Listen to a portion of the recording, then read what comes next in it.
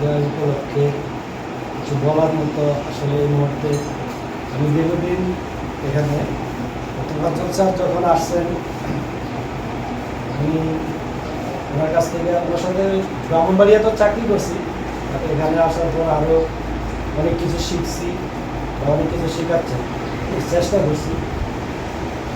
তো ছোটো ভাই হিসাবে স্যারের কাছে দুঃখ অনুভব করবো, স্যার যদি কোনো বেয়াদবি করে থাকি স্যার, আমি আমার এএসের পক্ষ থেকে আপনার কাছে ক্ষমা করতে স্যার, সকলের পক্ষ থেকে আমি ক্ষমা করতে স্যার।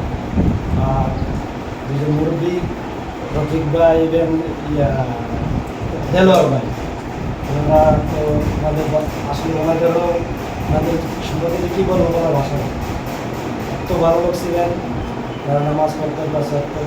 ইভেন আমাদের সাথে ডিউটিতে গেলে এক কাপ চা আমরা যে খাওয়াবো সেই জিনিসটা ওনাদেরকে আমরা খাওয়াইতে পারি, ঠিক আছে, এটা গর্ব করে বলতে পারি, ঠিক আছে। ওনাদের বিষয় নিয়ে এলাকা তো সবাই জানে, এক কাপ চা পর্যন্ত আমরাও খাওয়াইতে পারি। যাই হোক, দোয়া করবেন, আপনারা যাচ্ছেন, আপনাদের জন্য দোয়া করি। আর আপনারা সবাই আমাদের জন্য দোয়া করবেন, আমরা যেন ভালো থাকি। আপনারা যে ক্লান্তি লগ্নে যাচ্ছেন, আমাদেরকে তো দেখে যাচ্ছেন সারা বাংলাদেশে কী অবস্থা, আপনারা আমাদের জন্য দোয়া করবেন। আপনাদের কাছে এটুকুই চাওয়া, আপনাদের পরিবার নিয়ে ভালো থাকবেন।